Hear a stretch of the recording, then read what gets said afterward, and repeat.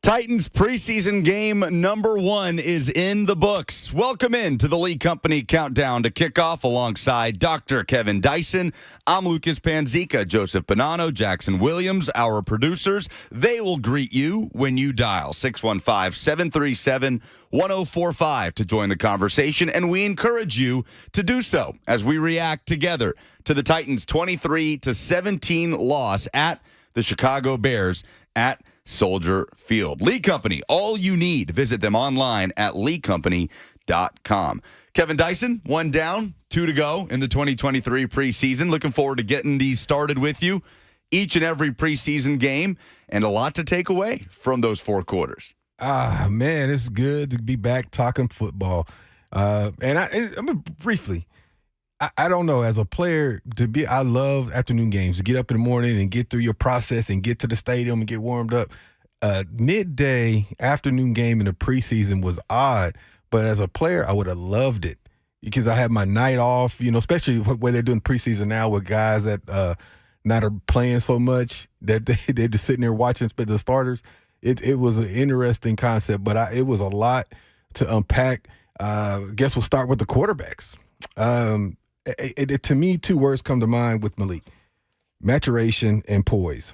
He showed both of those today. You can see the growth in him from year 1 to year 2. His understanding of the complexities of the offense, what defenses are doing, and his limitations.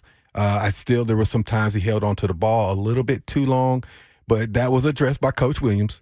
And then the very next series, you saw him be definitive in his decision and extend a drive with his legs instead of holding. You could tell he's working on his pocket presence and things of that nature, some things that were questioned last year with him and his skill set, but you saw that growth in him.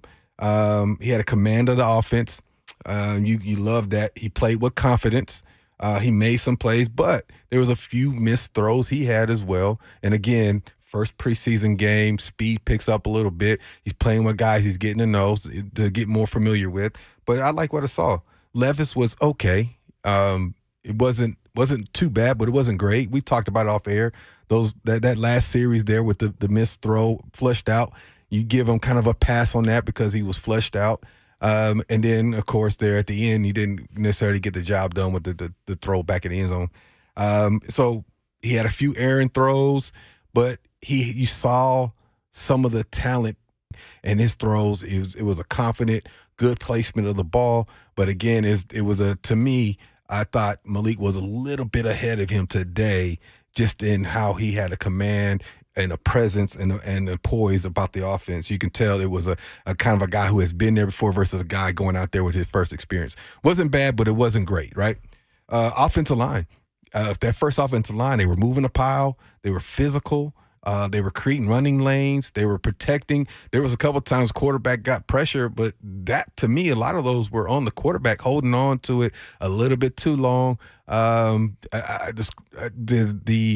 tackle question mark, especially on that left side of the line, it looks like it might be worked out. The left side of the line looked like they were going, the rookie and the vet that brought in, it looks like it's going to be okay. Wide receivers, they did what they were supposed to do. Wasn't nobody that stuck out. Your guys that's going to stand out. They were on the sidelines watching, but I don't know if there was anybody today that created separation on the roster spot to say, this is my spot. They made plays that came to them. They were blocking downfield for each other and for the running backs and whoever had the ball. That was good to see, but I didn't see anything that would say, yeah, this is your number 3, 4, 5, 6 guy. That clearly separates them. Now, that's where the opportunity to watch them in practice, watching film, see how they prepare, and coaches can evaluate them a little bit more like that. And this week, which we'll get into later, I'm sure, when they're going against Minnesota, when the pace picks up a little bit than your normal practices, there'll be a lot of evaluation as far as receivers concerned. Everybody is concerned. And then I'll leave it with this, and then we'll talk a little bit more with the questions and the calls. Defensively was okay. I mean, there was some good things in there. I still have question marks of where the pass rush is going to come from when the starter's not in there. Wasn't a whole lot of pressure generated, and I know they're upset they gave up way too many big splash plays today. I will say some positive when they needed stops. They got a few of those today, but You got to eliminate the big home run plays. You got to make people earn their points. And today, especially early on, they gave up the big plays. But again, that was opportunities for some of the younger guys to get after the quarterback. I didn't see a whole lot of pressure on the quarterback. There was a few times with DBs, you got to make plays in the passing game, generate some turnovers. Avery with the pick was obviously a bonus.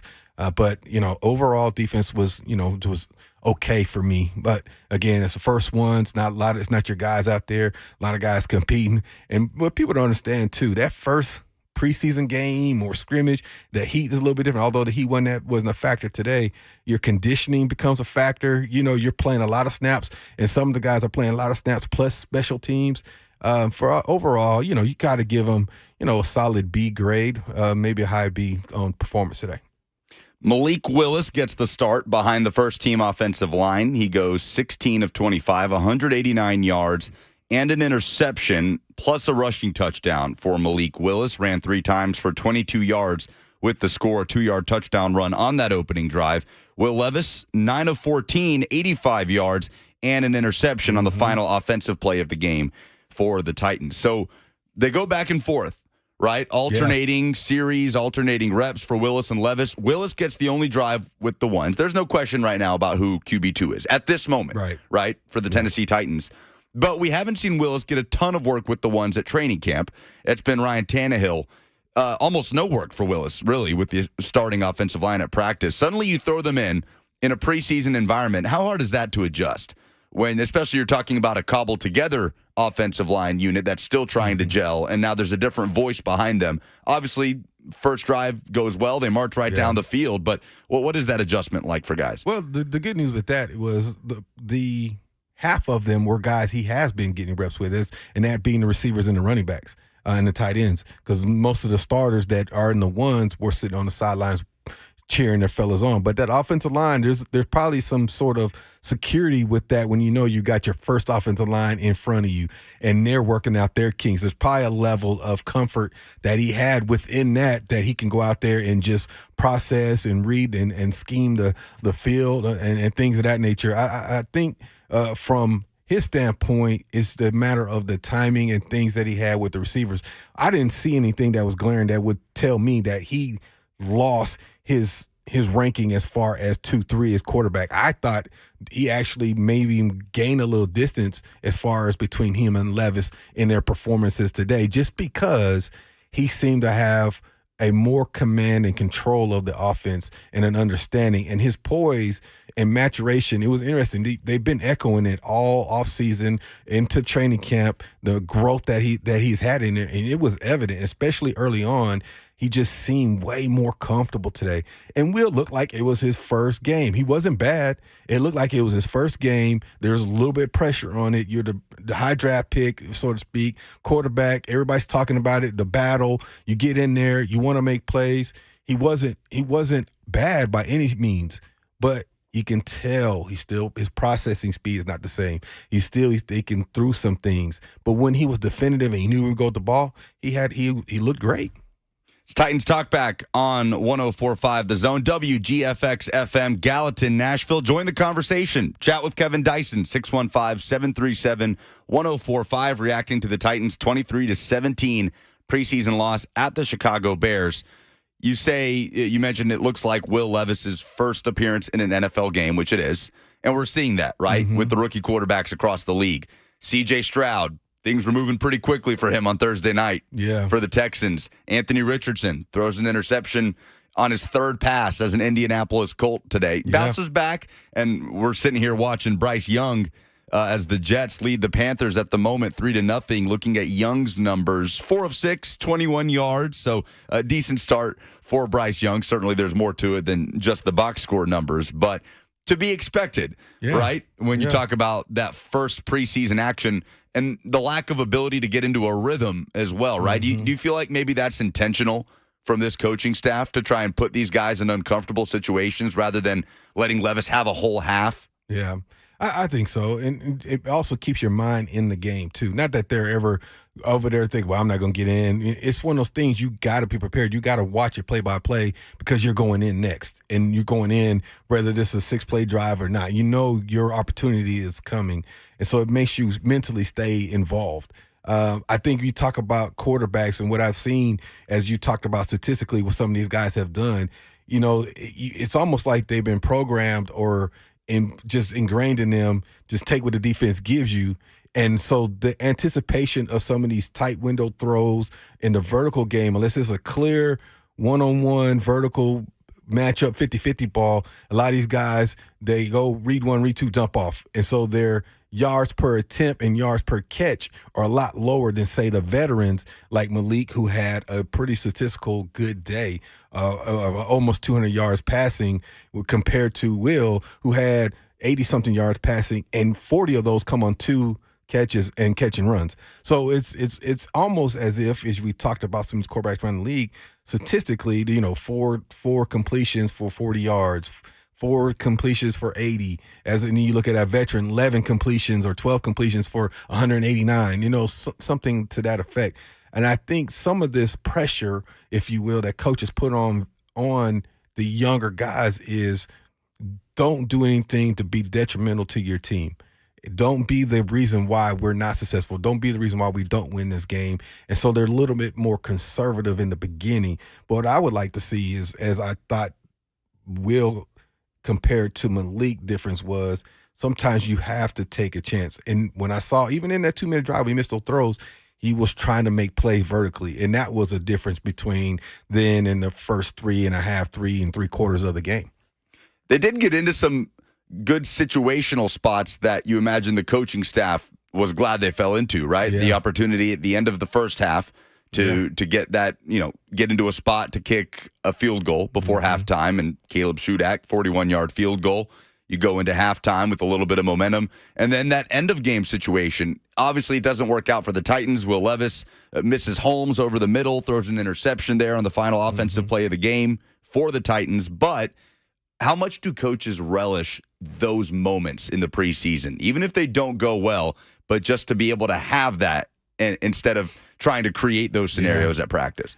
Coaches and players, I want to see what you're like under pressure. I want to see when the chips are down, the lights are flashing, and everything else is going on. We'll see how you perform, how you command the huddle.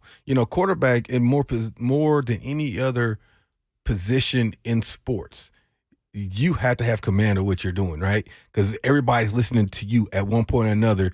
You are in control. You are the leader of that ship. So I want to see how you respond to certain situations. Are you moving your pieces like you need to?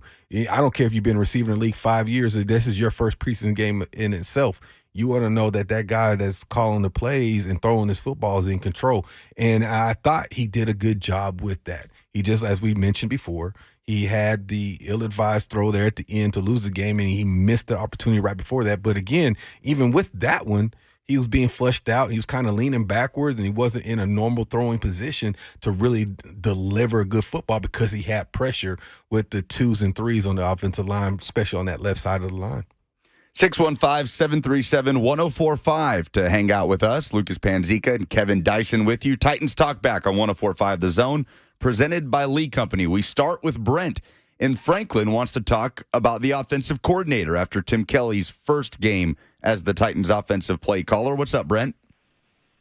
Well, guys, I don't have much to add to that. I was so, Todd Downing last year just about drove me nuts. And so what is your take, and how did you assess our new guys' first game? And I'll go ahead and hang up and listen. Thanks, Brent. That's a great question, and I kind of avoided that in the beginning of this conversation just because it is preseason, and you're talking when you're evaluating specifically quarterbacks, right? So you don't necessarily have your full playbook at your disposal because, again, sometimes you're calling plays just to see how this guy responds, what reads does he make. And then to your point of being situational football, let's see what this guy's made of. And then at the same time, you are getting prepared for the beginning of the season, and your whole playbook, you have it in, but you're not necessarily exposing all of that just yet.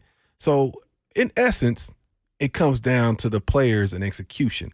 Now, the creativity and the game planning, that remains to be seen when, the starters are in there and you got your guys, you got one of the best running backs in the game back there, one of the best receivers in the game on the field. That remains to be seen, the creativity and how he controls the game and that chess match between him and the D coordinator across the field. But from a first games perspective of trying to evaluate the next guy, the next 2 or 3 guys, whether it be the running backs, which I thought all of them had pretty good games, or the quarterbacks, or even the 3, 4, 5, 6 receiver, if they keep 6 receivers, I felt like he did what he needed to do. So I avoided talking about him just from the simple fact of we don't know yet. We'll see week 1, week 2, how he is, because, Downey was kind of that thing, well, we'll see. What's the creativity? How he utilizes all these weapons that he has at his disposal. That's going to be the telltale sign. But today it was more or less, let me see what we have out here specifically out of our quarterback and our offensive line.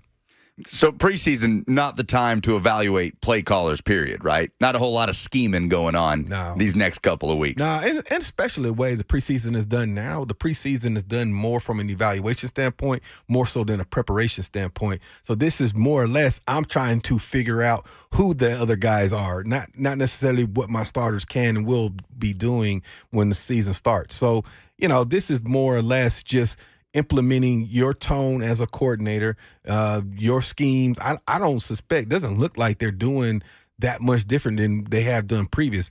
If they're smart, most coordinators don't. They adjust to what's already there, and they kind of put their fingerprint on different facets of the game. They may utilize guys a little bit different based on certain strengths and some ideas they may have. So right now, everything's pretty much vanilla. It's just, let's see if our guys can block up front. We can see if our guys can protect. Let's see if guys can get open. Let's see if our quarterbacks make the right reads. And that's pretty simple as it goes.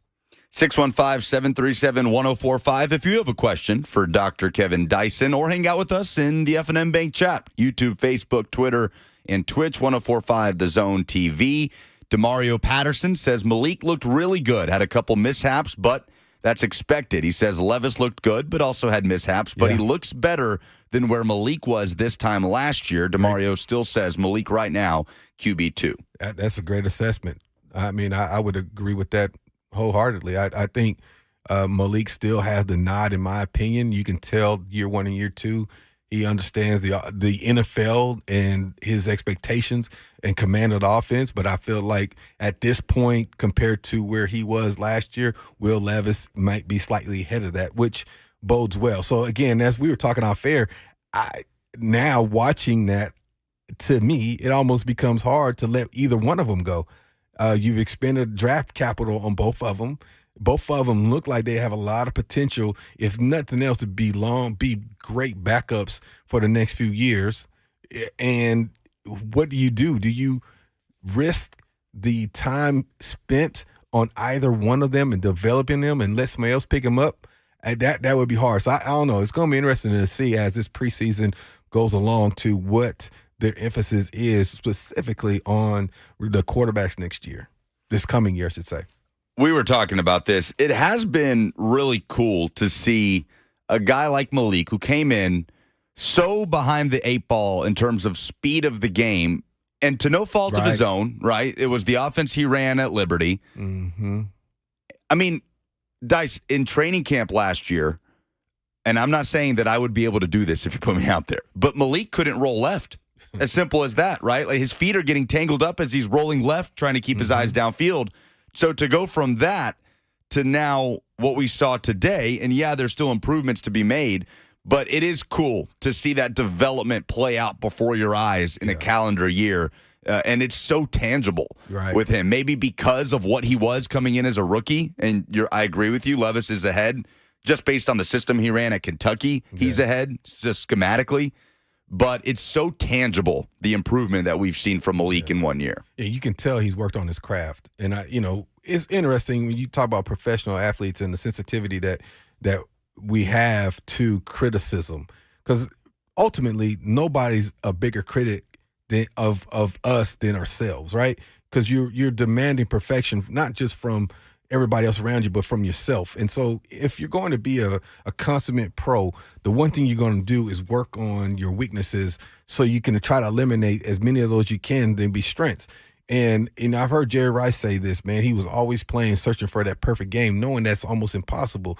But every year he evaluated himself and tried to eliminate as many things that weren't stellar as he could, try to eliminate the weaknesses of his game.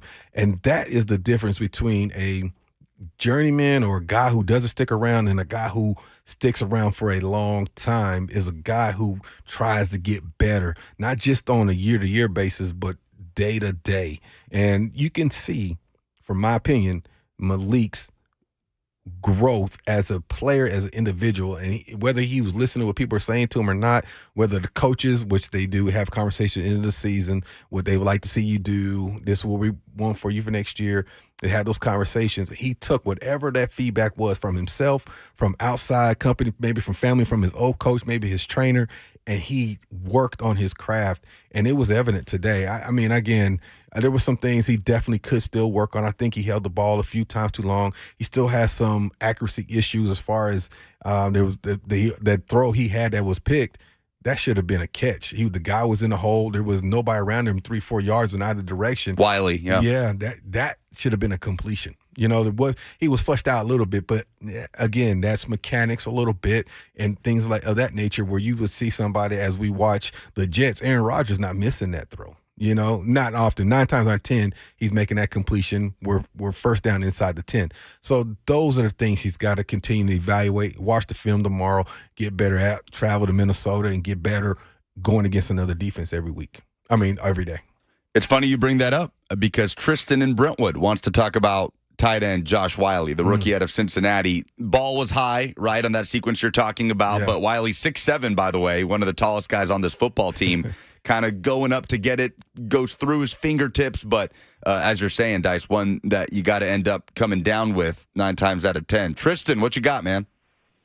Yes, I did not see the game. I was working, but how did Josh Wiley look for, how did he look and how did, Malik look or Will Levis or the kickers? I like the kicker that we got from Texas Tech, even though we didn't draft him and he's an undrafted rookie. And yes, and Hassan Haskin, I love that he got a touchdown. And thanks for the call, Tristan. Yeah, I mean, he's going to be a big target. Wiley. Wiley. You got to find a way to implement him, especially in that red zone. He's going to be on some 6'1" linebackers. He got 6-inch advantage anyway, and just alone, he's going to have a bigger catch radius than your typical tight ends. What's interesting is that he did miss him, considering he's almost 7 feet. That he did miss that throw, and it's both ways. They're not going to make perfect throws all the time, so he's got to be able to put that on him. But he looked like he didn't get off the ground as crispy was. That could be dead legs. That could be he was anticipating being hit, didn't want to go all the way up and extend. Thought maybe he didn't have to jump as high because it maybe floated on him a little more. Maybe timing was off a little bit on his anticipation of the throw. But again, that's just one of those moments as the year gets going, that play will eventually be made. But I'm saying is that, in my opinion, should have been made by the quarterback, and it got away from him a little bit. And those and again, we're nitpicking, looking for things that are wrong in either of the quarterbacks right now. And it's just an opportunity I felt like he missed that he could have made that throw. So the pick in itself was on him, even though Wiley probably should have made that catch. Had the fumble later in the game. Josh Wiley ends up with 2 catches for 9 yards. So he'll be looking for a bounce-back performance in preseason game number 2 at the Minnesota Vikings. We'll be talking a lot about Malik Willis and Will Levis today, but kind of taking this piece by piece, Tristan brought up the kickers. So you mentioned that to me earlier this week. That is, to me, as key a battle as any happening at Titans training camp right now. Yeah. When you think about the amount of NFL games that are decided by field goals and the unproven guys that you have battling for that spot right now, regardless of who wins out, KD, if it's Trey Wolf, the undrafted rookie out of Texas Tech, or Caleb Shudak, the second-year player that's got a little bit of experience with the Titans in his rookie year out of Iowa, it still feels like, one of those guys could have just an incredible preseason, an incredible training camp, But it's the thing about kickers, you'll still go into the season to some degree with no idea what you have in your kicker, right? Because it's when the lights turn on, that's when you find out what you have in your kicker. They each get a crack at it. Yeah. Shudak, 41-yard field goal make in the first half. Wolf, 48-yard field goal, just pushes it in the second half. As we saw Santos, how you say his name? Yeah, Cairo Santos. On the other side. Who my Brazilian brother, the only one in the National Football League. Who was on the other side, who had a brief stint here too. Of what's been about 2-3 years of trying to find that consistency in that position, just somebody have confidence in. And I think that's ultimately just consistency. I think, the games is part of that equation. But I also want to. They're probably evaluating a lot in practice. You've been there more than I have. Are they going back and forth in practice as well? Yeah, and seeing who's consistency. And to me, the evaluation is what you talked about, that 40 to 48, 49 range, because that's, to me, the Hall of Famers are in that 80, probably the 88% make rate. And those guys are the ones that separate you. And then, the 50 plus, that percentage goes down a little bit. If you're high on the 50 plus, then you're in that Hall of Fame conversation anyway. So that's probably where they're being evaluated. Inside of 40, most of the guys are I wouldn't say automatic, but it's pretty close to being automatic inside of 30, inside of 40 yards. But it's going to be interesting to see how it comes down. We were talking about this similarly last year with the punters. I was like, is that even a real deal conversation? How you get rid of a guy who's kind of being with the franchise, one of the few punters in the franchise, been a Pro Bowler, or a pro. And then, Stonehouse came in and just kind of took the job away. So this is going to be interesting. And what's truth be told, it might not be over.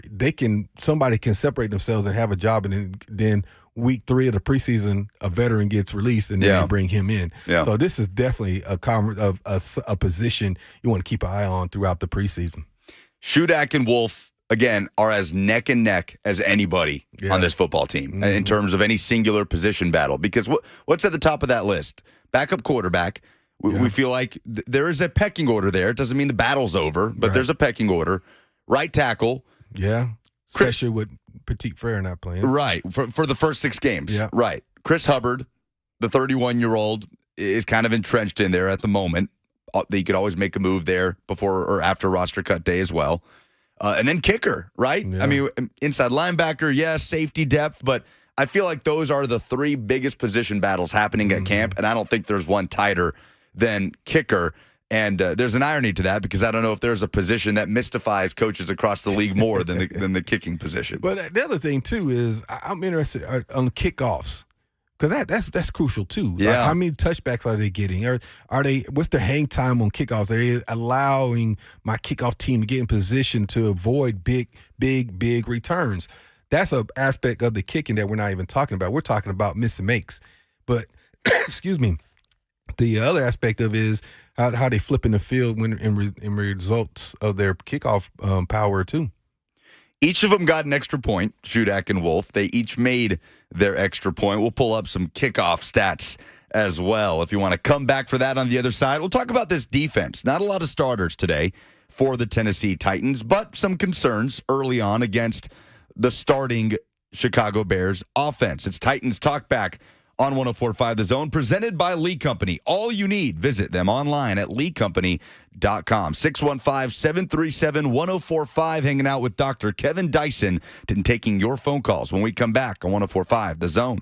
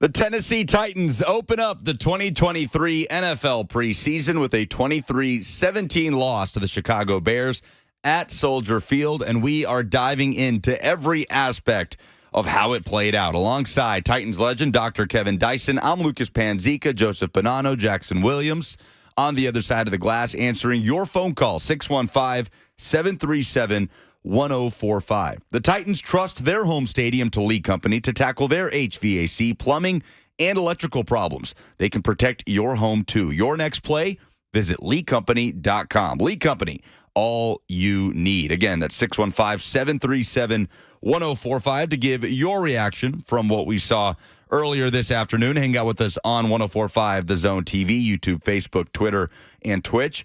Spent a lot of time, Dice, talking about Will Levis and Malik Willis, what we saw from the two quarterbacks. That will continue to be the focal point throughout the course of the preseason. You expect both of those guys to get every single snap in all three of these games, and that makes sense.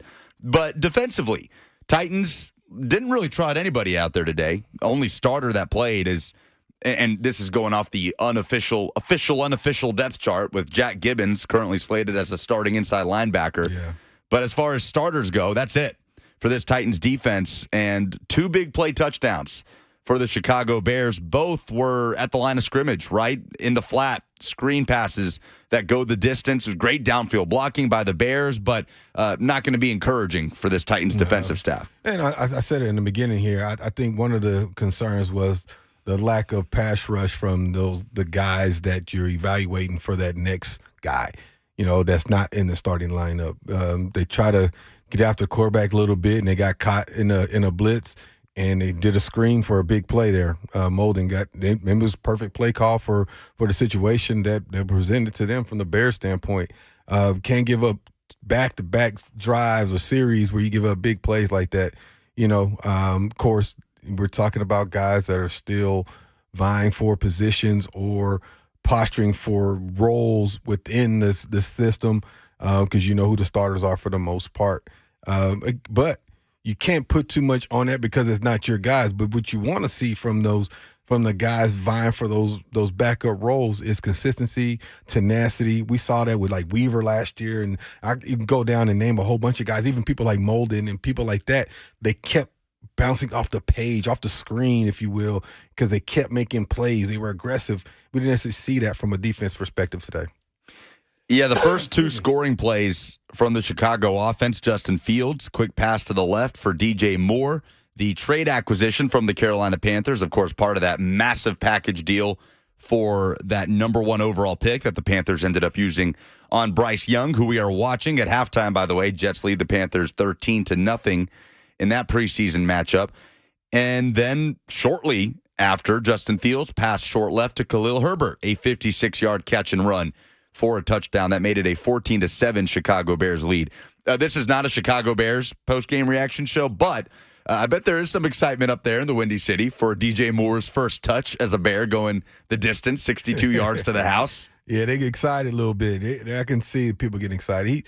He's been a guy in the league for a long time, made a lot of plays in the National Football League, and he gets his first touch and goes to the house. And that's light work, man. Let me get in and get out. And, that's what he did. He got his opportunity, made a big play, and we didn't see him again, I don't think, right? No. I think he did his thing on that play, and they said, all right, you're good. Done. We're good. Yeah. Take those pads off. But it's interesting because we've spent, especially this week, it feels like we've just constantly come away from practice saying, man, Titans defense won the day on that one. Yeah. And especially on, what was the last day we were broadcasting from out there? I want to say Thursday, misty, kind of wet day at Ascension St. Thomas Sports Park. They kept it outside. Defense had a fantastic day. And again, basically none of the starters played. Yeah. Jack Gibbons, Elijah Molden were out there. Otherwise, no Big Jeff, no Arden Key, no Harold Landry, no Kevin Byard. But just did not expect us to kind of spend the first hour of Titans Talkback today talking about how good the first team offensive line was against the Bears starting front seven and how poor the second team defense looked as far as the big plays are concerned. Yeah, and pressure. To me, that was what was disheartening is when putting the pressure on the quarterback. And again, maybe we've been spoiled the last couple of years because whatever it had been, the next guy that came up didn't seem to be a drop off. Those guys continue to apply that pressure. Didn't necessarily see that today. I don't, the coaches have a better bird's eye view of it all. And they evaluate the film and kind of look at it. But from my vantage point, watching that TV screen, it wasn't anything that was significant as far as pressure on the quarterback. And I start there just because whatever you do from a secondary or the back half of that defense standpoint, it always starts up front. You got to be able to generate pressure and put that doubt in quarterback's eyes. And I don't necessarily remember too many times where the quarterbacks of Chicago were uncomfortable. Our producer, Jackson Williams, asked you a question in the break that I wanted to save for the air here because I wonder if this that Jackson's about to ask you was that for some Titans defensive players getting blocked downfield by Bears offensive linemen, right? Jackson, what did you ask Kevin Dyson in the break just now? I want to ask him what his welcome to the NFL preseason moment was. Obviously, we saw a couple today. Could have, if you got them. We saw a couple today. What was yours, Dr. Dyson? My very first preseason game against the Atlanta Falcons in the Atlanta Dome. I forget what it was called. It's the Dome. We played Georgia Dome, right? Yeah, right? Yeah, because they played Super Bowl there the very next year. And I wasn't a starter yet, and I was punt returner. I was backup punt returner, and I went in, and it's a dome. I never played in a dome before, and Dan Trzynski, I think is the punter's name at the time. He didn't punt it very far, but his hang time was unlike anything that I had been used to. And all week they tell you he hangs ball up there, hangs in the lights. And I was nervous. This my first play. This my first time playing. And everybody's fast and they're coming down. And that ball skyrocketed into that Georgia Dome. And I lost it because it just goes lost in those lights.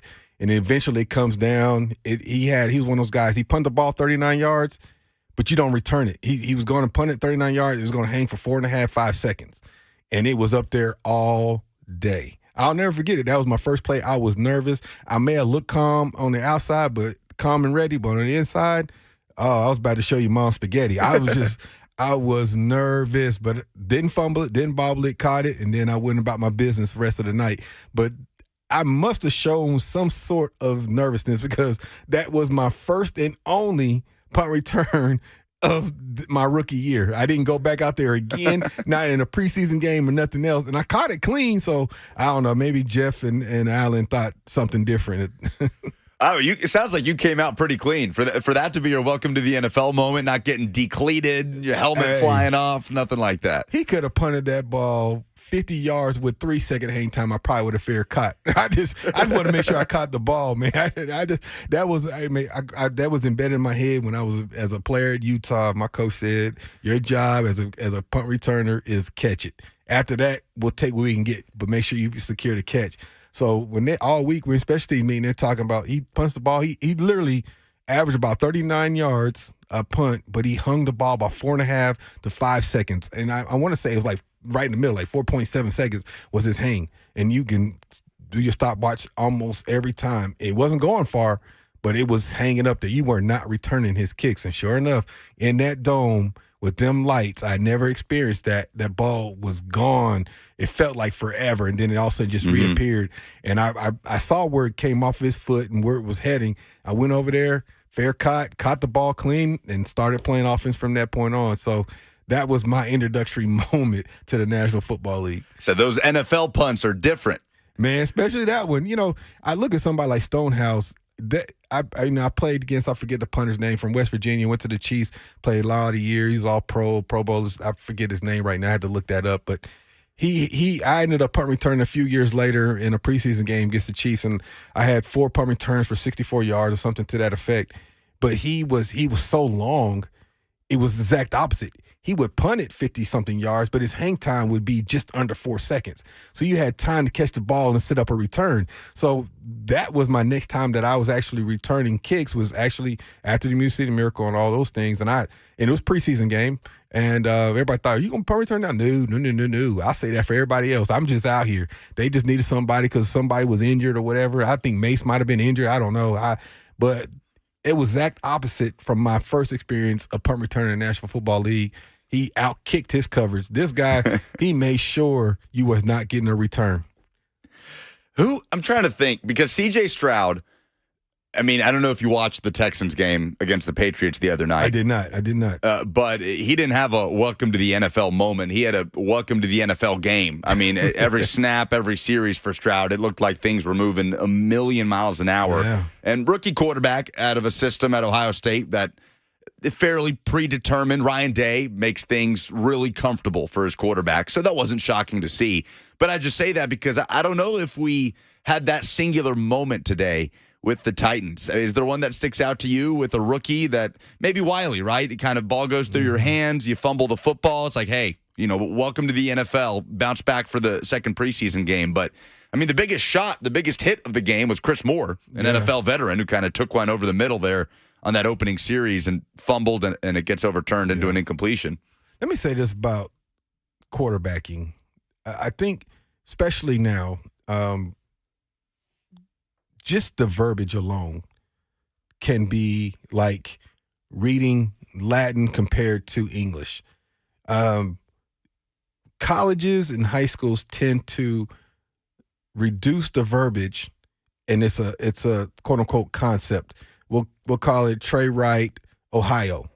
Whereas in the pro, it might be Trey Wright flip, 50 protection, Z doc, XY, H balloon. And I'm belittling some of the verbiage that may be in a particular play call for an NFL quarterback. And if anybody wants to test me on this, go watch that Netflix special with Mahomes, Mariota, and Kirk Cousins, and you'll listen to those play calls, and that is the National Football League. So when you come in and you're used to saying 1, 2, 3 word phrases, and that tells everybody the story, and you have 1, 2 reads, and more often than not, your 1, 2, 3 receivers are better than the 1, 2, 3 guy across from them.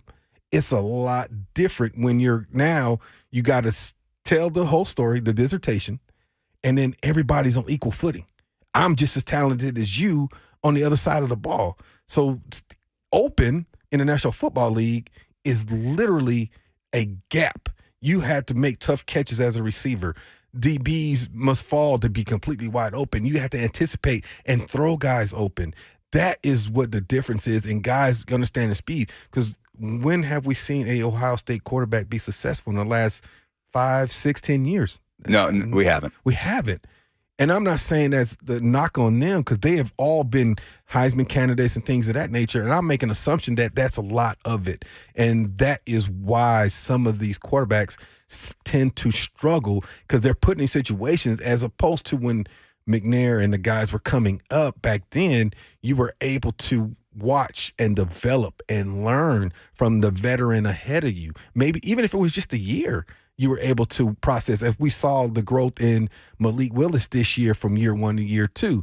Now, but back to your question, I think Peter Straczynski, I hope I'm saying that man's right. You're talking about Skoronski? Skoronski, yeah. Golly, I'm thinking the punter from Atlanta. Got me having nightmares now. But I thought he popped off the page for me, because I think initially I was watching the quarterbacks, but then in my head, as we talked about it earlier this week, talked about it with you and Buck the other day, position I'm watching is offensive line. And I just kind of kept my eyes on him. He looked comfortable. He looked comfortable in his skin, like he has real potential to be in that conversation, maybe not this year, but soon, as a Pro Bowl or All-Pro caliber offensive lineman. Now, it's early. It's first preseason game. That's a mouthful to say. I'm just saying, based on that short sample size, I didn't see anything from my perspective, my layman's perspective of offensive line play. I did not see anything that makes you like, oh, I don't know if this guy's got it. As we did with Dylan Radins, unfortunately, right? We had some questions and doubt when it came to him, and he played in physicality and what position. Peter looked comfortable. And I don't know a better way to say that. He looked confident. He was getting down the field. He was moving the pile. He was protecting. He didn't just get his butt whooped. Man, it was good to see in a limited sample size that I saw. So for me, that was the guy that jumped out. The rest of them, it is what it is. You're gonna have limited opportunity. You got to make the most opportunities. You got to protect the football, and you got to make plays when they present themselves. And those guys did and did not do that for the most part. I mean, it was like I said, from a receiving course perspective. I'm including tight ends on there. There was nobody that just said, "Well, he's off the roster," and he's definitely on. It was everybody was about the same. They did what they were supposed to do for the most part. Sky is the limit for that guy, right? Peter Skoronski. Oh, yeah. I mean, he looks the part. Yeah. We have hardly said his name at training camp, and I feel like that is a very good thing. I think Coach Mack would tell you, you want to hear his name in the positive light, but the fact that he's picking up the schemes, name's not being called like, you got to get on him, that's your guy, or whatever it may be. You getting your butt whooped, and he's lining up. There's Big Jeff in there. There's he's not going to get slack guys. He's going against some of our best players, and they're not saying, anything you read about it, Vrabel's not saying, well, he's got to pick his game up. That speaks volumes. And watching him today, his first sample size I'm getting of him, especially in game mode, and seeing him, I'm like, okay, this kid has potential. He's kind of like Conklin in that sense. Like, Conklin was a guy who seemed comfortable right at the top and ended up being an all-pro caliber tackle. Well, he's showing similar signs of that, the physicality. He looked like he was ready. He's ready to embrace his role as an NFL starter. So, hats off. Again, this week will be a telltale sign. He's going against a very good defensive line. You get to practice against these guys every week. It's not your guys. You're not your own teammates. It's a different speed. It's not quite game speed every day, but it's close because you're competing and you're watching film. So it's going to be a fun week. I'll be interested to see the narratives that come out of this week's practice leading up to the game this weekend. Starting offensive line took the field on the opening series, like we talked about with Malik Willis.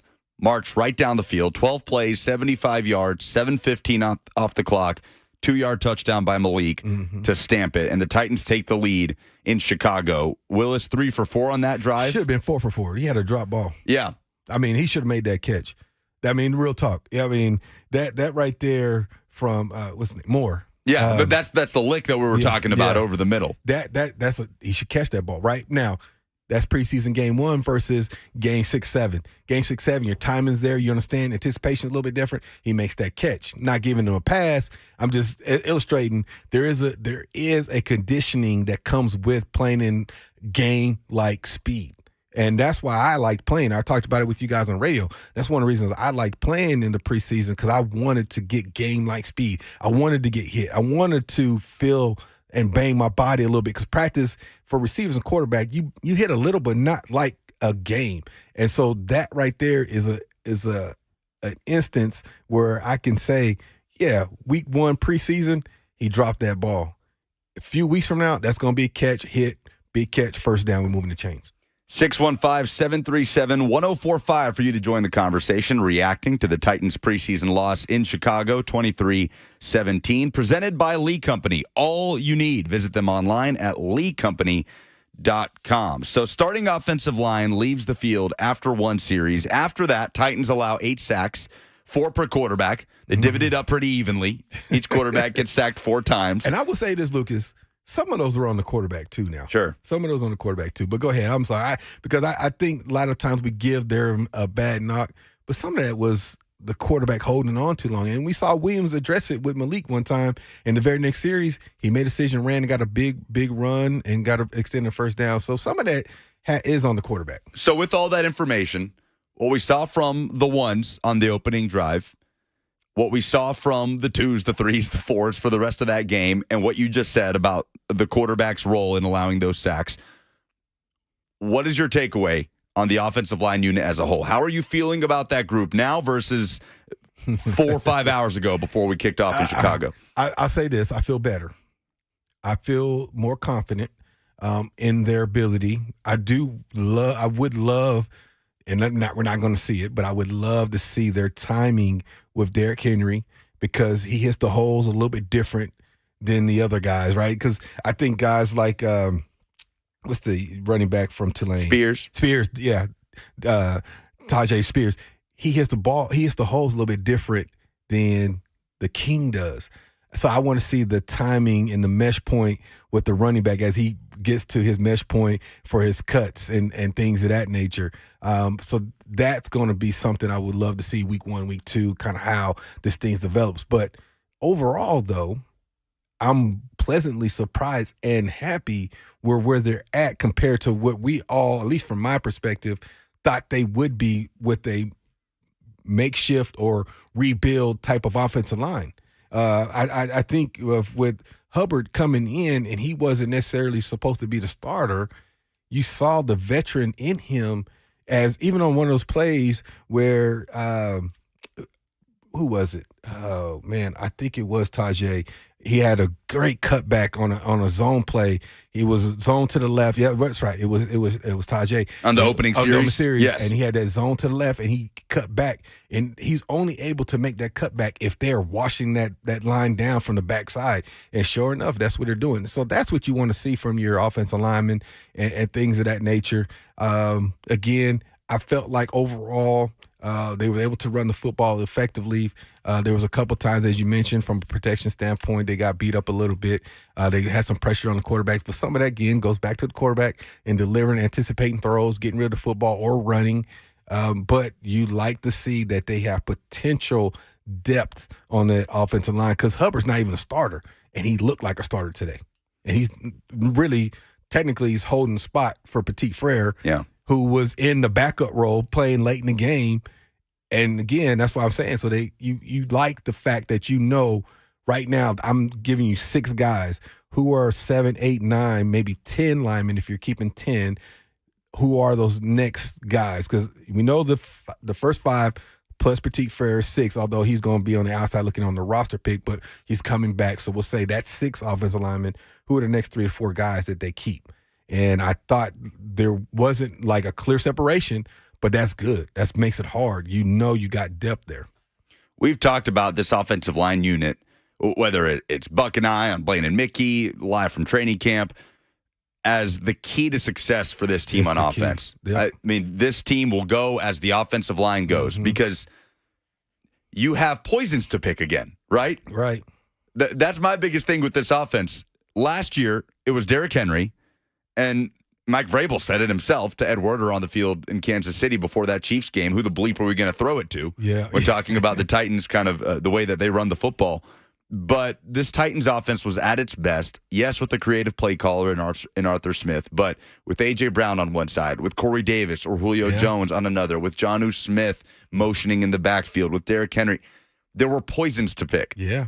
Now there are poisons to pick again between Hopkins, Burks, Chigakonkwo, Cal Phillips if he can stay healthy, Tyjae Spears. But to a degree, none of that matters if the offensive line unit can't hold up, right? It's just so critical, and that's an obvious statement. But just in restoring this team offensively, does that just feel like the key here? Oh, more than play calling, more than anything? Yeah, I've been on national radio. I've been on these shows, and I've said it. I mean, I don't care. DeAndre Hopkins, that's a great signing.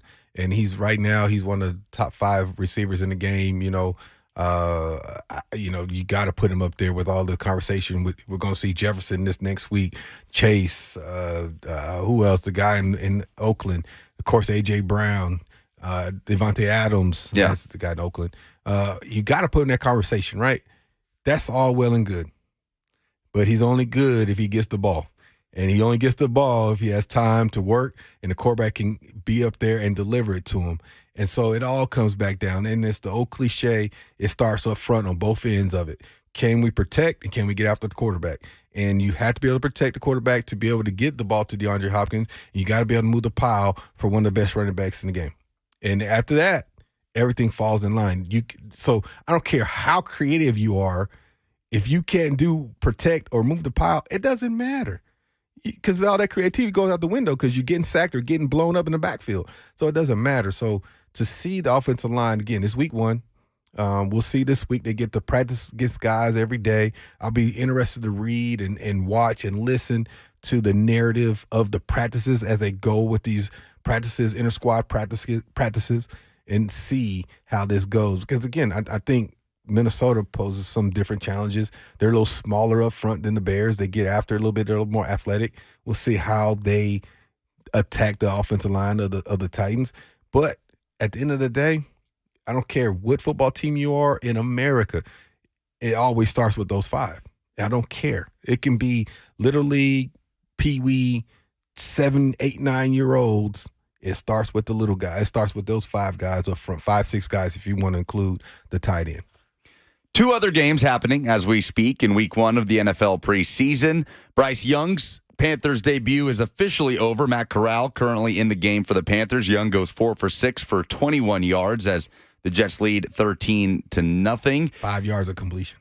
There you go for Bryce Young. Jacksonville leading Dallas 8-0. Trevor Lawrence's day is over. He got the start, went 5 for 6 for 36 yards, a touchdown and an interception. Eventful day for the third-year quarterback down in Jacksonville. But when we come back, acting head coach Terrell Williams, who was in charge today for the Tennessee Titans, talked to Titans Radio, Mike Keith, Coach Mack, the whole crew after the game about one guy who he considers to be, quote, one of my favorite Titans and his performance today. We'll tell you who one of Terrell Williams' favorite Titans is and the role that he could play for this football team on offense when we come back, taking your phone calls as well. 615-737-1045. It's the Lee Company Titans Talkback with Kevin Dyson on 1045 The Zone.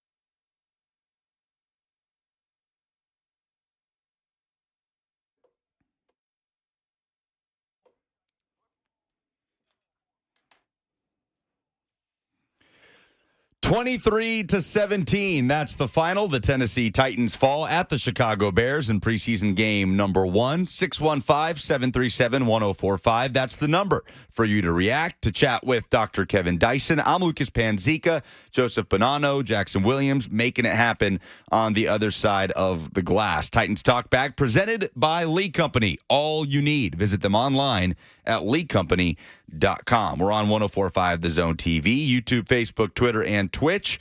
Come hang out with us, reacting as we are 1 down, 2 to go in the Titans preseason. Dice, we finished out the last segment teasing this. Terrell Williams, we haven't gotten a chance to talk about yet, by the way.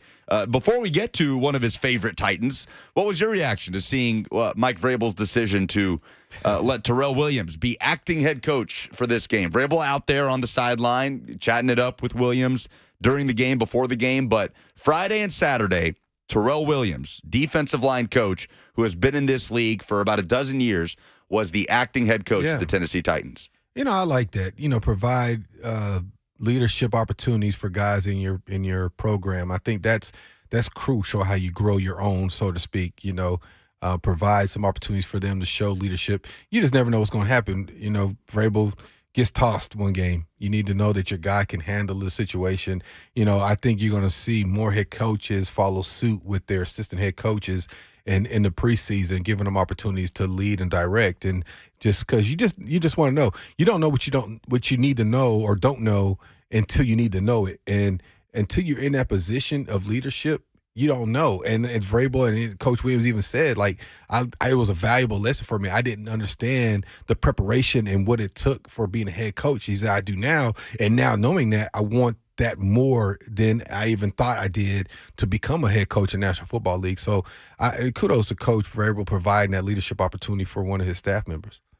So he spoke with Mike Keith on Titans radio postgame, as Mike Vrabel does each and every game after the matchup, and Terrell Williams, the acting head coach of the Titans today. So he did the postgame interview, and they were talking about Tyjae Spears, who Terrell Williams says is one of my favorite Titans. That's the quote from the Titans. He'll go back to being the defensive line coach as of, I believe, tomorrow morning or whatever the team lands today. Tyjae Spears, the rookie running back out of Tulane, 6 rushes for 32 yards, featured primarily in that opening drive where the Titans march right down the field and score to make it 7-0 at the Bears. What were your takeaways from the former Tulane back? I like him, man. Again, his vision on that run, that's evident. He's decisive in his reads. I want to see him a little bit more in the return game. You know, that is what it is, preseason on that. But you see the element that he can bring to the team. His hands, he catches the ball very naturally out of the backfield. I want to see the evolution of his route running. I know he can run routes. The NFL routes are a little tighter. You got to be a little bit quicker because, of course, you're playing against guys that are bigger, faster, stronger than even in college. So I really enjoyed watching him play, man. I think he's going to be pretty special. Nice little backup, change of pace back for the Titans. What can that open up for this offense? Because we talk so much about DeAndre Hopkins, and now he's opposite Treylon Burks, and it's D-Hop and Burks and Henry. But what kind of multiplicity can this offer up for Tim Kelly, Titans offensive coordinator? Well, I think we're in the National Football League in the sense of now we have multiple backs by committee. As this drama has unfolded this year with guys Dalvin Cook and Jacobs, and even them having a Zoom meeting talking about the state of running back play.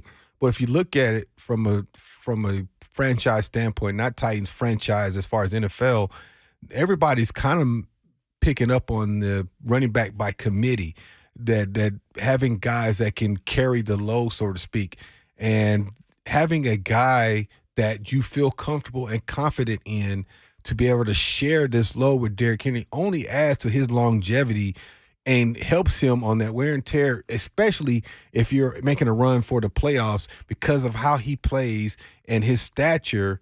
If he's fresher during that playoff run, there's not a whole lot of people going to tackle him in January, February.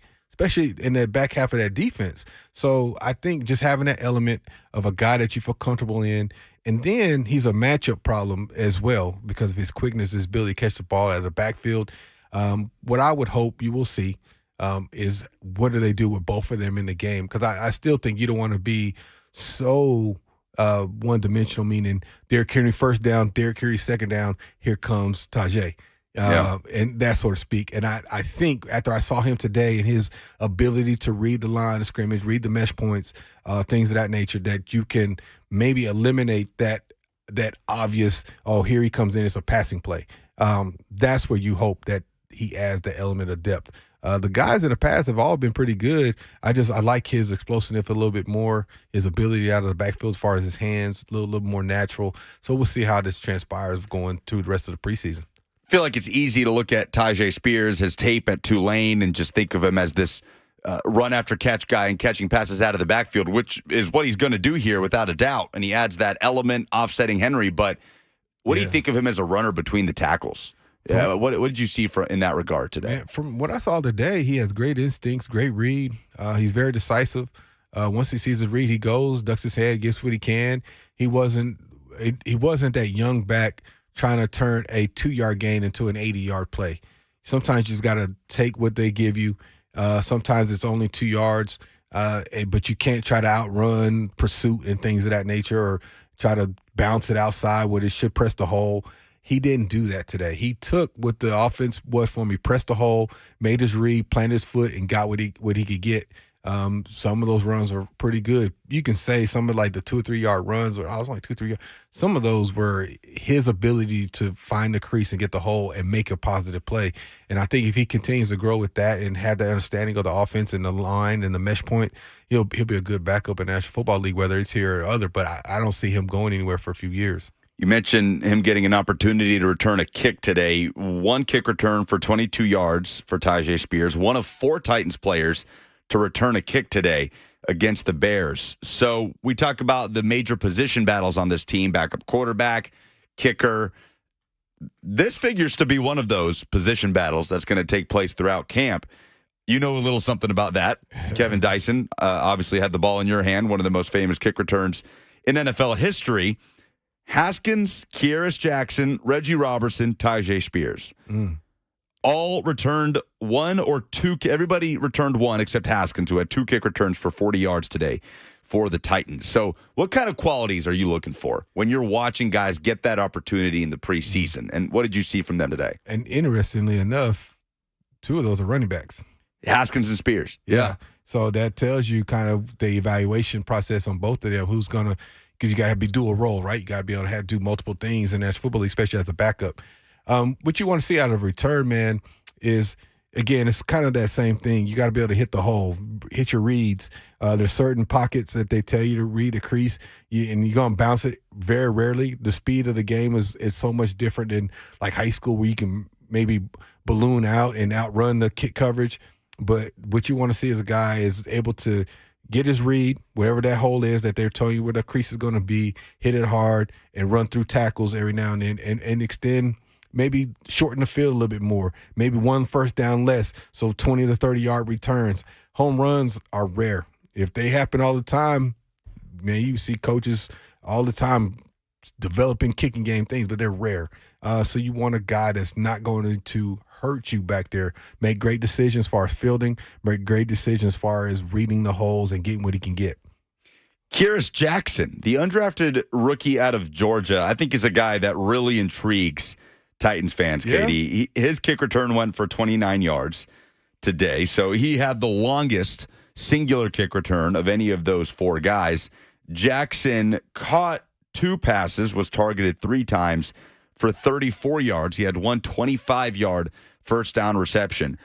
He offers up a unique skill set in this wide receiver room as far as a guy who has a little bit of size but is shifty, maybe the speediest, shiftiest guy. I know Kyle Phillips can do some of that, but Jackson a little bit different in that sense. It's just such a crowded room right now, and that battle at the bottom of the wide receiver depth chart, some guys are going to be left out.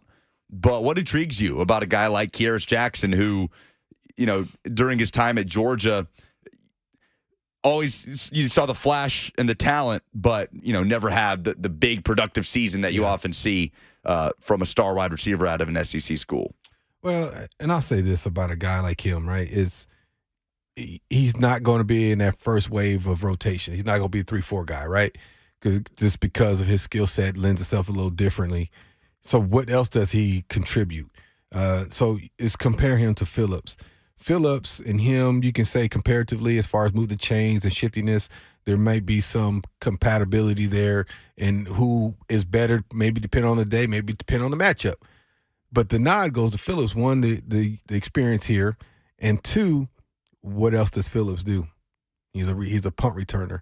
So to me, if you're comparing the two, you're almost okay. Phillips, because you're talking about value and the backups. Where's that value? And it's the more you can do. So you have to be, from Jackson's perspective, how I look at it, you have to be very close to being that conversation, to being maybe number 3, to be considered for a roster spot, because people like Phillips, who is in that conversation to be the definitive number 3, also punt returns, can kick return if you needed him to, that sort of thing. So, it's going to be hard for somebody like Jackson to land Roberson or Robertson, as he said. It's going to be hard for him. I think another interesting one is, what do you do with Racy? Because he can be a gunner. He might not necessarily be a return man, but he does have value on special teams. He does have a different gear of speed. I tell you another guy, and I love him. I think Nick Westbrook-Akine. What do you do with him? He started a lot of games here for the Titans this year, but you're not going to take the first round pick out. You're not taking D-Hop out, and he's not necessarily an inside guy. So that's going to be an interesting person to see what they do this year as well. He's not a special teams guy either, but I love him. I think he has a vertical threat. He's one of the bigger receivers on this team. He's made some plays for this organization. He knows the offense. It's going to be interesting to see what they do with him as well as we get going in this preseason. He got a lot of reps today. He didn't get a whole lot of opportunities. I think he had, one catch today? NWI had a catch for 8 yards. Yeah, one catch today. So it's going to be interesting to see how they utilize him. Again, I wish this was kind of like old school football. I'm going to say old school football just because when we were coming up, starters and twos played a lot more than they do now. This is, again, an evaluation process. I'd be interested to see if the starters were here when he would be coming in. Would he be coming in as a third guy and then move somebody else in the slot and say, okay, you're going to be in the outside and D-Hop's on the outside and whoever else is in the middle or whatever? Or are you the fourth guy off the bench? Just out of curiosity to see, but we're not going to see that. They're not, this 2 years running, they're not going to play the starters, so we won't find out till week 1 who's actually going to get in the rotation. Well, let's keep talking about that wide receiver room because it is a fascinating battle happening at the bottom of that depth chart. When you get past DeAndre Hopkins, you get past Treylon Burks and Kyle Phillips. Who sticks out? Who stuck out to you in the 23-17 preseason loss to Chicago today? 615-737-1045. It's the Lee Company Titans Talkback with Kevin Dyson on 1045 The Zone.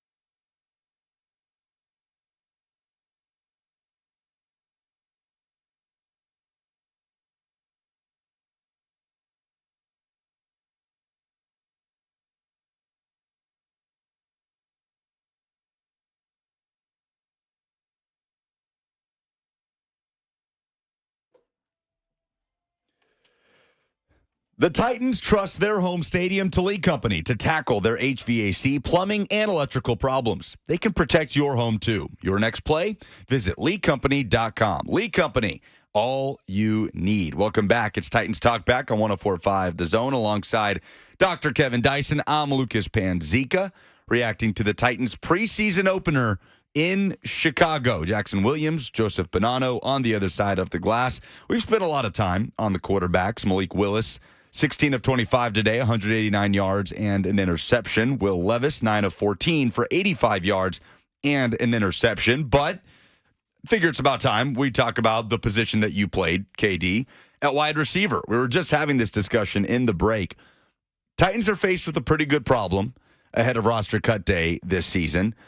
So let's not waste any time. And 615-737-1045 if you want to join the conversation. Let's just go down the list, right? Yeah, let's go. So we're talking about keeping either 5 or 6 receivers. Yeah. Right? So the locks, Burks, Hopkins, Phillips. Yep. Are we saying Chris Moore is a lock to be on this football team? Based on what y'all shared with me and the conversations Verbal has shared, it would seem so. He got a lot of looks today. I think he is. Yeah. Special teams ace. Yeah. Mike Vrabel has spoken glowingly about him. He was the move they made before DeAndre Hopkins. True. Forgot about that fact. That's 5, KD. Yep. If you keep 5 receivers, I just listed 5.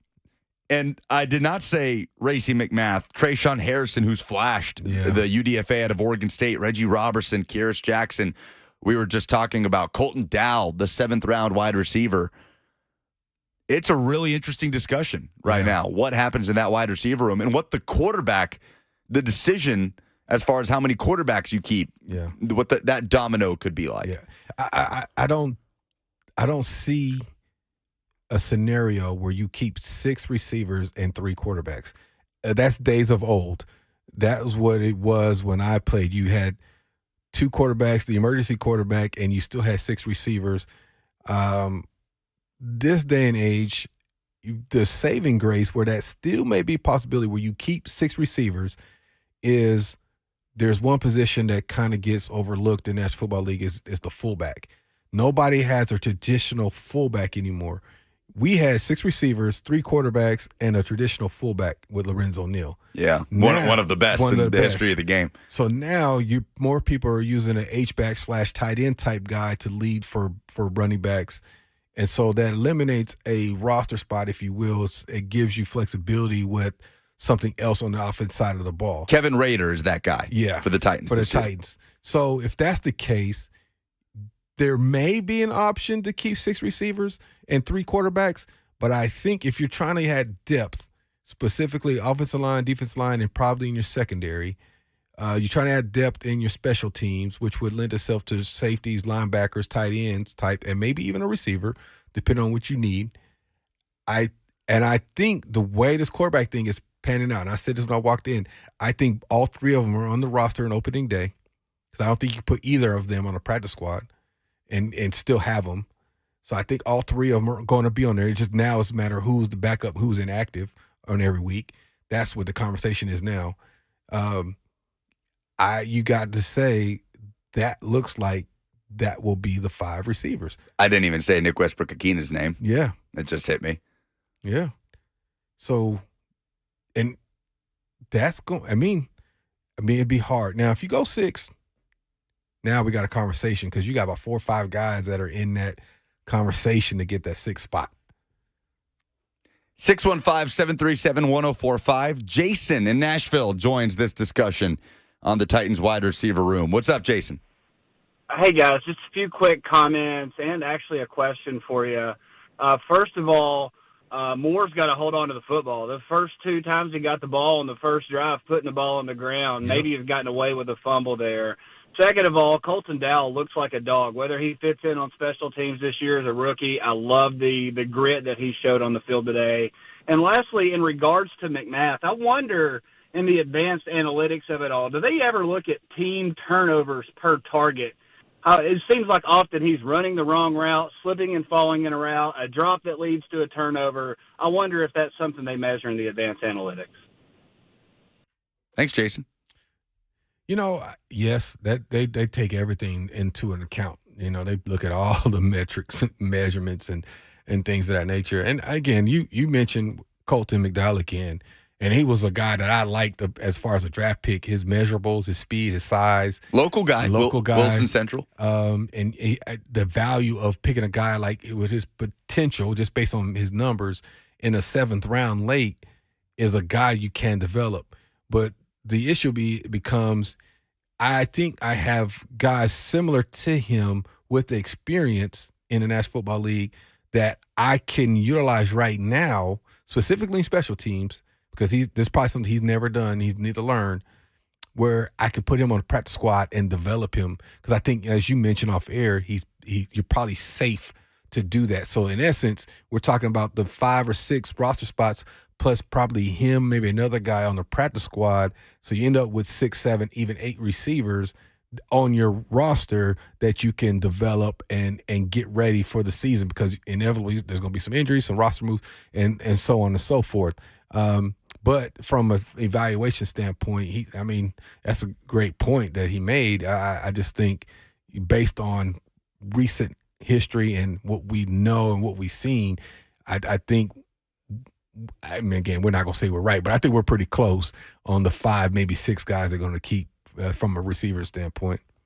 I guess that's a whole other part of the evaluation, what you just said, on the guys that you feel comfortable with putting on the practice squad that won't get snapped up. Right. Colton Dow, probably one of those guys, right? That you figure 7th round pick out of Tennessee Martin, long-term project, wants to be a good special teams player. He said all the right things that the staff wants to hear. But if you put that guy in the practice squad, what are the odds somebody's coming in to snap him up? Probably not very good. Yeah. So you would feel comfortable there. And then I guess, are you playing that game with the rest of these guys? If Reggie Robertson goes down to the practice squad, are you comfortable putting him down there and with the idea that guy's probably not going to get snapped up that quickly? I don't know. How much do you think that plays a role in these decisions? I think some, and especially in specific positions, quarterback being the main one. Everybody's always looking for a quality quarterback or backup. I think that's when you really got to be careful and cognizant of who you move into that quote-unquote practice or quarterback role or practice squad role. I think receivers come a dime a dozen. And so if there's somebody already on your roster, you invested time in and energy, unless they're just terrible for your system and you've been watching film on a guy, then you're like, ooh, let's bring him in and see what he has. That could happen. I would tell people, we've done inter-squad scrimmages before as a player, watched it over the years as an analyst or as a fan, and they're evaluating the Minnesota Vikings roster just as much as they're evaluating the Titans roster next week, because you just never know. They may have similar situations, and they look at a guy like, oh, he'd come play for us right now. And they have to cut him because they don't have room for him on their roster. And now you've gotten a bird's eye view of him for 4 or 5 days beforehand, and that can change trajectory of Racy McGrath or Colton or whoever. It just, and we're talking about receivers specifically, but you just never know, because it's such a volatile league and it's such a revolving door. Unless you're in that 2, 3, 4 spot for sure, which I think we know 4 for sure, maybe the 5. Unless you're in that, everybody else, you're auditioning for all 32 teams, because you just never know who's watching you. Special teams plays as big a role in that as anything with this staff. Yep, if not more. Yeah. If not more. 615-737-1045. Chuck in Clarksville has a player that stood out to him today. What's up, Chuck? Hey, Lucas. Hey, I was really impressed with Tajay Spears, and not so much just, but the way he put that foot in the ground and planted and cut, it puts me, I think, way above what you normally would see from a rookie. So I really like him, and I think he's a player that you might get away with at 5 receivers and make him as your running back, wide receiver combo guys you can put out there on the end or put in the slot to save another spot for maybe a defensive line or a cornerback. So get your thought. Thanks, Chuck. Yeah, I agree. I think again, as we keep talking through this process, it is about value. And depending on the team and franchise, and as we're talking about Titans, it's where's the value on that other guy? I don't know. I hate to say it like that because everybody's vying for jobs, and it's such a rare commodity, a rare job opportunity. But who are those other guys, and what separates you? And we keep talking about it. And for those guys, it becomes special teams. Offensive line is versatility. Can you play both guards? Can you play guard center? Can you play both tackles? Can you play guard and tackle? When you talk about that, then you talk about defensive line, the versatility in the back half. Can I put you interior on some pass plays or run plays? Can you pass rush on the outside? Linebacker, are you a defensive pass specialist? Can you cover the tight end vertically? Like, you're looking at those different aspects of where do you add value to our team beyond just typical X's and O's, just the actual skill set of whatever position that is. Where is your added value? And that's what you're looking for beyond the 22/25 starters in the National Football League. 615-737-1045. Benny in Wilson County wants to talk about the hometown guy, Colton Dow, on 104.5. I like Colton. The Zone. What's up, Benny? Yeah, thank you for taking my call. I'm a teacher at Wilson Central High School, and I've seen Colton play a lot of football over the years, and friends of the family too. But my question is not just about Colton. I'll hang up. But how does the contracts work if you're signed to play and you get moved to the practice squad? I don't really know. If your contract's based on performance, I get that. But if you're on the practice squad, you can't do much performance. I didn't understand how that works, and I thought maybe you could throw some insight on that. Thanks, Benny. Well, the contracts for practice squads are a little bit differently because they're paid weekly. It's not necessarily you're getting your NFL contract as far as being on an active roster. So I can't remember what it is a week for a practice squad anymore. I know it went up. I want to say it's like $12.5 a week or something like that. Maybe $8.5 a week. I don't know. 12.5 stands out, but it could be. As Lucas looks it up, but that's typically what it is. But your contract is whatever you're playing for. Usually a guy in the 7th round, you probably got a minimal signing bonus, and you're playing for the league minimum, rookie minimum, which now is $344, something like that. So practice squad minimum is $11.5 per week. 11,500. I said 12,500. Yeah, you're right there. $11,500 per week. I mean, that can range to $20,000 a week based on experience, right? Every player is different. Yeah, and being the first year, he's probably going to be in that $11.5 a week. And I think the league minimum for rookies went up a lot. I want to say it's $380, maybe $480 a season. Last I remember, it was $400. $400, okay. But I may be just off on that. Yeah. But so it's still a lot of money, but it's a significant difference. You're doubling your income being on the active roster / practice squad. So with that being said, the value from a coaching or administrative standpoint is, I got this draft pick, but in essence, I can develop him for a year, and I'm saving a few $100,000 a year to be able to do that. What I'm seeing here, according to CBS, $750. $750 rookie minimum now? Yeah, $750,000. Daggone, that's way more than what I made. Pretty good. That's pretty good. Is there, Kevin Dyson and Lucas Panzica hanging out with you on 104.5 The Zone? Titans Talkback reacting to the Titans' preseason loss at the Chicago Bears. Is there a player coming into today that before this afternoon you would not have considered at any point that now has kind of caught your attention, that you're thinking maybe could be a factor down the stretch here? Any guys that stuck out? The guys that are playing in the third and fourth quarter, right? That would have stuck out in that regard? I did not prepare you for this question. No, you did not. And nobody, because I feel like from a defense perspective, there was a little disheartening from like a pass rush. You kind of want to see somebody stand out like Weaver did last year. Yeah. Secondary-wise, there was some opportunities to make plays that some of the young guys did not make. Gave up a big play there at the end. I say the end. I guess that was the third quarter. Got beat on the vertical. So nobody stood out from that perspective. The kickers, as we talked about it, there was no clear separation. if you want to get somebody the nod, one made a 40-yarder, one missed a 40-yarder. Yeah, 48-yarder missed by Trey Wolf, Yeah. 41-yarder made by Caleb Shudak. So both made their extra points. both made the extra points. So I don't know if there's a clear, if maybe he has upper hand slightly on that. Quarterback-wise, I would say Malik still has the upper hand to be the backup right now based on what I saw today. But it's not.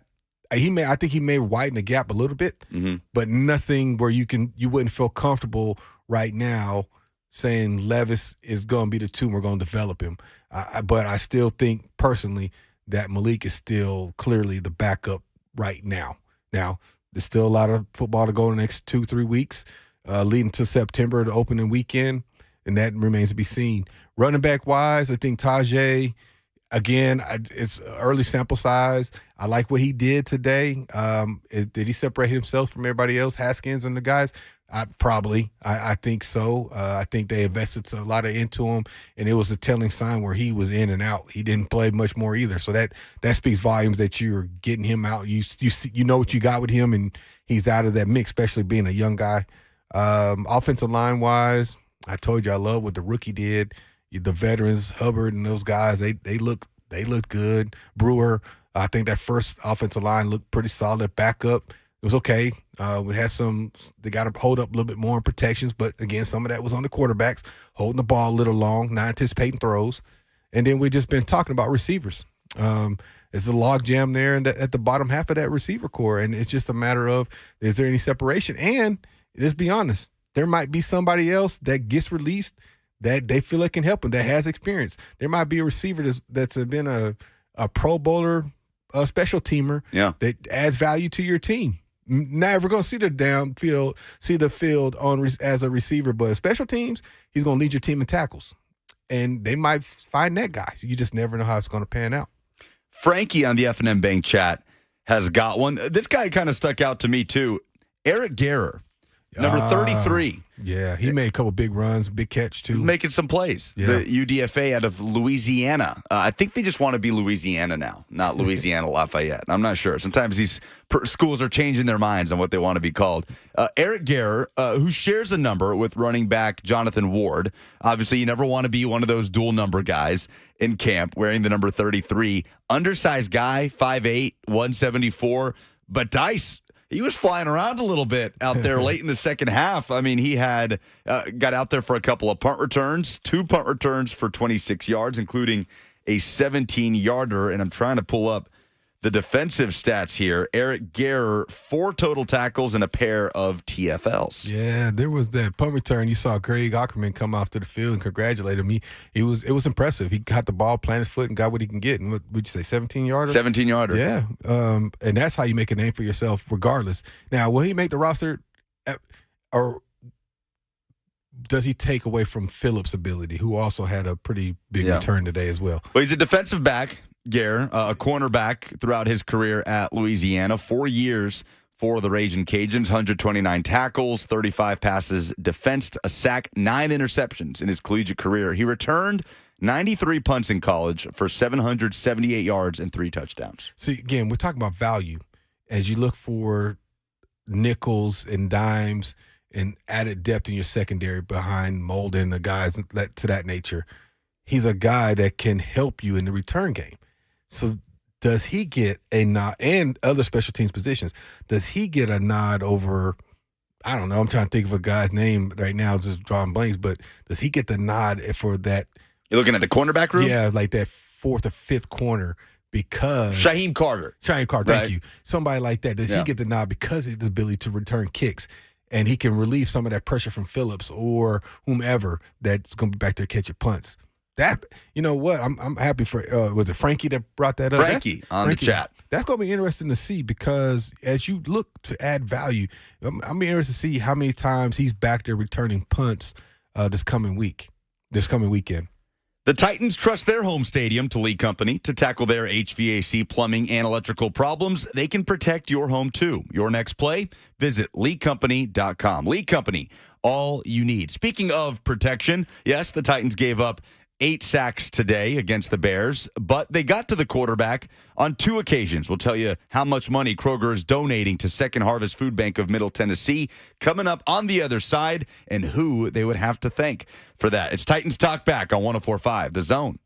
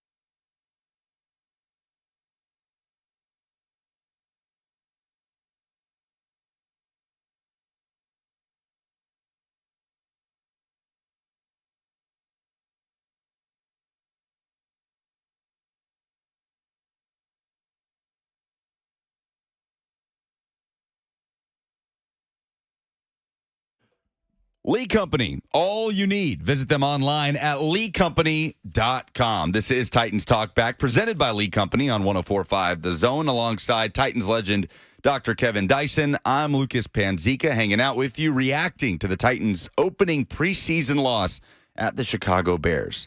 615-737-1045 as we look at the Kroger sacks for cash. Tonight, the Titans had 2 sacks, courtesy of Sam Okwanu and the undrafted rookie free agent Caleb Murphy. For the season, Kroger's donation to Second Harvest Food Bank of Middle Tennessee stands at $200, courtesy of those 2 sacks. KD, Sam O, as they call him, getting to the backfield. And then Caleb Murphy, who has been a name that has intrigued Titans fans just because of how ridiculously productive this guy was at Ferris State. An NCAA single-season record, 25 and a half sacks in 2022, tied the NCAA record in TFLs with 39 tackles for loss. So when you look at this pass rushing unit, Arden Key and Harold Landry leading the charge. Rashad Weaver started today for the Titans. And then you start to look at depth and the question of how many do you keep. But Caleb Murphy made his name known today. A little bit. Some crazy numbers. I tell you what, if we keep going through the preseason, and well, I'm sure some of this will start getting redundant to people because it is the preseason, depth becomes so valuable. And as we were talking right before we went back on air as to the difference in when my era of playing versus now, as we shared before, this era, it seems to be more of an evaluation process compared to preparation process. Whereas when I played, we were conditioning our body to bang, make sure we're not having soft tissue tears and bumps and waking up the next day coming out from timeouts or from quarter breaks or from halftime break, conditioning her body for the long haul. Well, now you got an 18-week season, now only 3 preseason games. You got the additional week. You got a lot more at stake as far as health and longevity for your players. But what's interesting with that, though, they got more roster spots than we had back then, too. So I don't know why we're not seeing that translated to seeing your guys play a little bit more than typically. Now, that's not everybody, as we've seen some starters across the league that are playing. I think even like in Denver, they play their starters. We're watching. They did. Yeah, a couple people are playing their starters, having some of that same mentality. Pat Mahomes is playing tomorrow. Yeah. He's playing the first quarter. So, again, as you mentioned, like Blaine has said, man, I want to see my guys. And I said this last year, I want to see if Derrick Henry is back from his injury from that playoff game the year before. I want to see what Tannehill looks like. I want to see him working with D. Hopkins. I want to see that. I think I want to, and I know they want to see it too, but at the same time, they want to be healthy going to week 1. So what's that balance? Is it just one good series? Is it one good quarter? What is that balance from a professional getting prepared standpoint? So, I don't know. We'll see. Again, it remains to be seen. I don't know if he's going to have the same philosophy he did last year where these guys did not play at all, or he's going to wait until that August 25th game, last preseason game, give guys a few reps, get ready for the regular season. You were telling me you played in all 4 in every year of your NFL career. Mm-hmm. Now, obviously, it's down to 3. Yeah. Is that something that you wanted to do? Was that just what you did? You didn't even think about it? But how did you kind of approach that? I'll say it like this. I wanted to play every opportunity I could to get better, get reps, any chance I could. I did not think 4 preseason games were needed. As a player, I didn't. I thought 2 was enough. I thought we play a quarter or so in the first, and then it becomes the guys they're evaluating. And then the second one, you play a half, come out of halftime, and then you're evaluating. And then you had the week before the regular season as you do your final cuts and things of that nature. That would have been that's my opinion of how I felt like the preseason and the season should be. I thought 4 was too much. I thought, because we played in all 4. Typically it was the first game you played a series of 2. The second game you probably played into the second quarter, getting a little more condition. The third game was typically first half, come out of halftime, play a series or so. And then the fourth game, you might play the series if you played it all at all, right? So you got the condition and progression there, and then you got ready for the regular season. Well, now guys are not even playing until opening week. So inter-squad scrimmages have become more popular. So that has become more of the body conditioning as they have live scrimmages during those inter-squad practices. But I'm not necessarily I wasn't a fan of 4 games by any means. I thought 2 was plenty. Be a short week of practice at Ascension St. Thomas Sports Park because the Tennessee Titans are heading north to Minnesota. Preseason game number 2 next Saturday at the Minnesota Vikings, but joint practices taking place in the lead up to those games. How many teams do you remember doing joint practice against? Like, what's the most memorable joint practice that pops into your mind? The most competitive, the most heated in your time with the Titans? Well, we went against the Rams the very next year after we lost after to the Super Bowl. Wow. That was pretty fun. We had the Colts one year, the Dolphins one year. That was fun. I think if you're to answer your question, that next year after we just lost to them in the Super Bowl, going right back up to Missouri / wherever town they had their camp in, I don't remember, to play against them for inter squad and everything else, and to battle them every day in practice, 1-on-1, 7-on-7 team every day. That was fun. That was fun. It was for me especially. It was like retribution. It was like I was there to prove a point. I was like, I'm the best receiver out here, and they had Torrey Holt and Isaac Bruce and all Isaac Keem. They had all those guys over there still, and I was on a mission, and that was fun. It was competitive. They were trying to shut me down. I was trying to prove a point. I had fun, and it was just right at the heels of the Super Bowl. And we had just done Mike Jones. Mike Jones was still over there. We're doing interviews with Stuart Scott and ESPN and all these different things, and so it wasn't just your typical inter-squad scrimmage. I don't know how many people have ever done something like that where after they play each other Super Bowls, it ended up being an inter-squad scrimmage that very next summer. I don't know how many people have done that before. I never really paid attention to it, but we did that, and it was fun. Are those more valuable than the preseason game itself? The joint practices, the 7-on-7s, the individuals, then the team drills versus that preseason game setting where you have no idea how many series you're going to get, especially now. Yeah. I think the way the preseason is set up, this is an opportunity to see those guys in a competitive nature. Like I said earlier, the speed of the game amps up a little bit more. It's not quite game speed, but it's not practice speed either. And there is a difference. You play hard, you play fast and practice stuff, but it's still – you're still working through things. But this, now you're competing against guys. You're being evaluated not by one franchise, by two daily, right there in the moment. You're being evaluated by everybody. It's Super competitive. There's no buddy on the other side. Now, you're cordial, and of course, you're not trying to kill nobody. But again, we're all competing. We're wearing different color uniforms now.